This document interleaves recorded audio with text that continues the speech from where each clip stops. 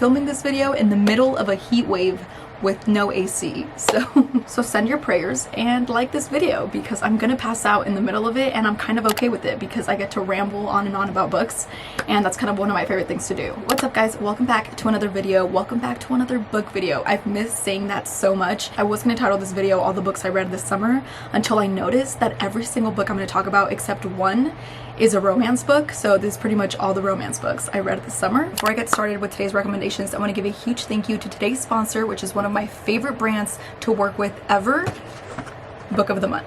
Just wait until you guys see the book that's in this box. It's one of the ones I chose this month.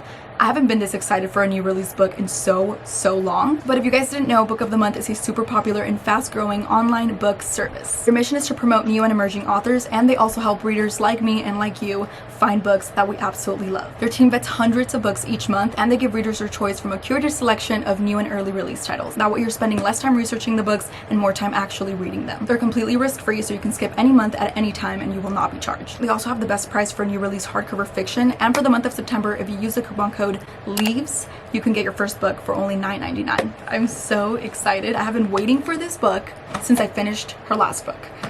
Are you ready? Are you ready? After reading Love Hypothesis, my expectations are high. And then my second selection this month from Book of the Month is Killers of a Certain Age. I got my rom-com and I was like, okay, I need a little mystery, a little thriller book. Thank you so much to Book of the Month for sponsoring this video. I adore literally everything about them. And let's get started with this video. Okay, I'm starting off strong with this one because I just finished it 2 days ago.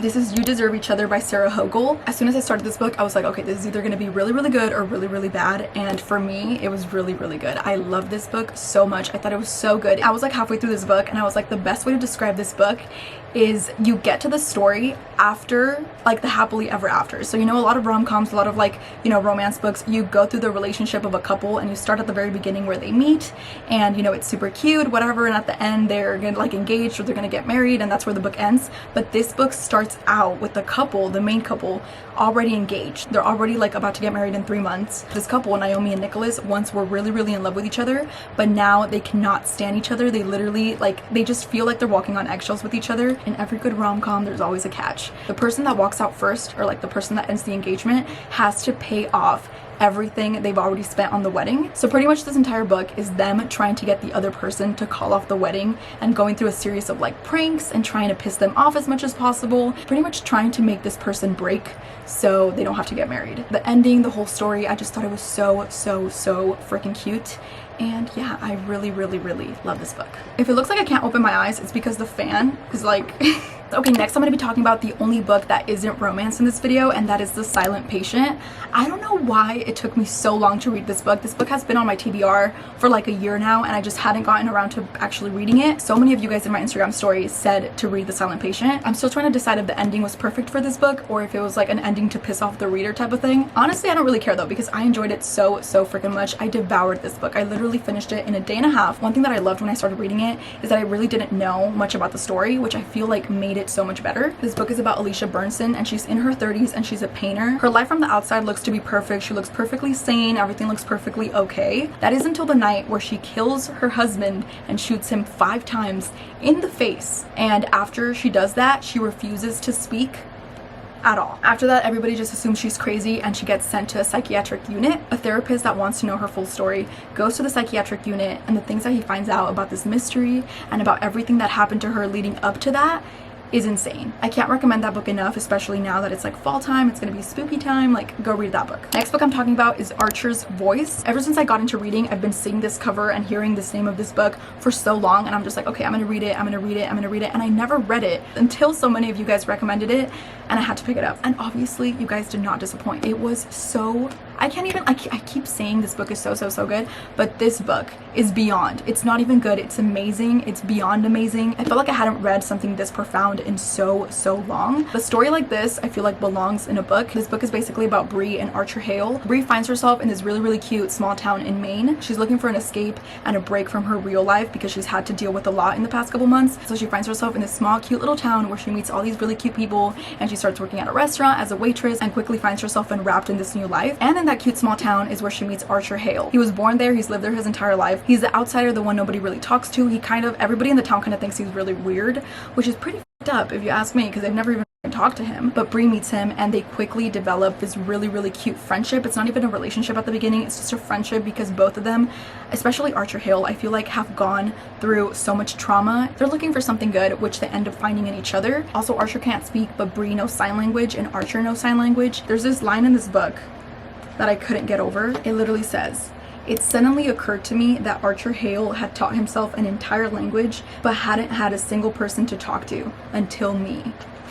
5 stars out of 5, go read that book. And since I'm on the topic of 5 stars out of 5, I want to talk about this book, Every Summer After. I'm gonna sound so repetitive because so far I've only loved these books, but I loved this book so much. So it's basically just about 2 childhood best friends that grow up together and that have so many similarities and that you can tell are just soulmates. And then when they're a little bit older, they start dating, and then they have this really huge falling out and they don't speak. I think in this book it was like 12 years? Yeah, it was 12 years. So this funeral that they both are attending is where they have this kind of like reunion. A lot of feelings get stirred up. I felt like the tension in this book, because it had been so long but they still had feelings for each other, was so strong. I honestly adored this book. I loved everything about it, and this is one of the very few books that I could see myself rereading just for the fun of it, because I loved the story and the characters and the tension, and everything was just perfect. Before I get to the 2 books that I don't really want to talk too much about because I didn't really love, I'm going to talk about the last book that I did love, which is this one. I don't know why I didn't talk about this one first, because I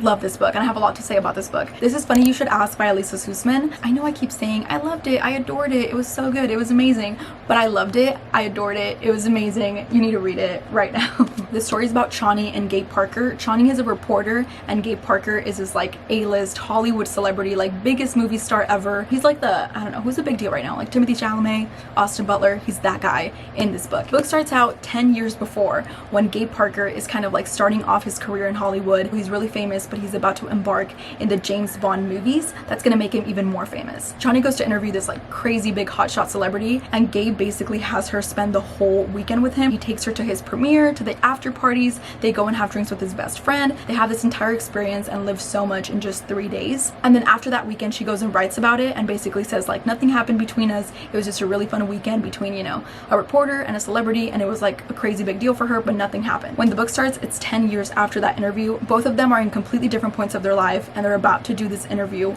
once again. And that's kind of where the book takes you into knowing that everything she put into that article wasn't exactly true. She missed a couple details here and there that pretty much describe why there's so much tension and so much like awkwardness between them when they reunite 10 years after. When I first read the back of this book, I was like, okay, it's probably gonna be a little cheesy here and there, but honestly, I thought it was so good. It was such a good story. The ending I thought was perfect for the book and the style of writing of the book. I honestly love describing books this way, but this book felt like a breath of fresh air, and those are my favorite reads. Here were my kind of like letdowns this summer.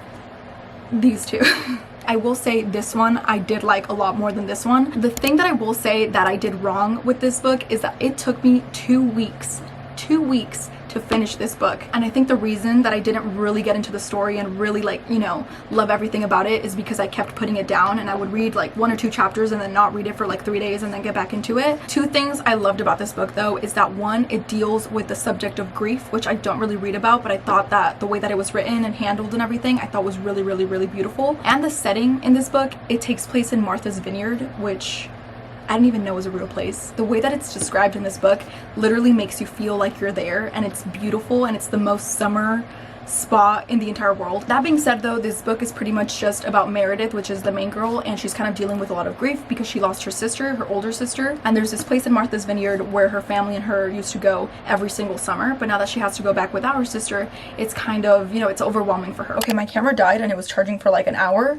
so I'm gonna try and remember where I was. Pretty much the thing that I didn't know going into reading this book, it's pretty much about Meredith and her family and this game that they do called Assassin. It's a pretty cool game, but the entire book is about that game. But then when she meets this really cute groomsman, she keeps getting distracted by him instead of like winning the game. So yeah, it was just like me reading it, putting it down for a couple days, reading it again, and then I got to the end and I was like, okay, that was it. I am glad I finally read this book, and I give it 3 stars out of 5. Okay, now to talk about this book. This is Rules of Summer. When I finished this book, I had to reevaluate myself a little bit because I was like, why did I just spend like a week reading this book? That's so not like what I'm into. I honestly think if I was in like middle school or high school, I would have really enjoyed this book because it is like a romance book, but it's about like two 16-year-olds. The main thing that really pissed me off about this book is that this entire story is basically about a teenage girl that goes to the Hamptons to work in this house with this really rich family, like super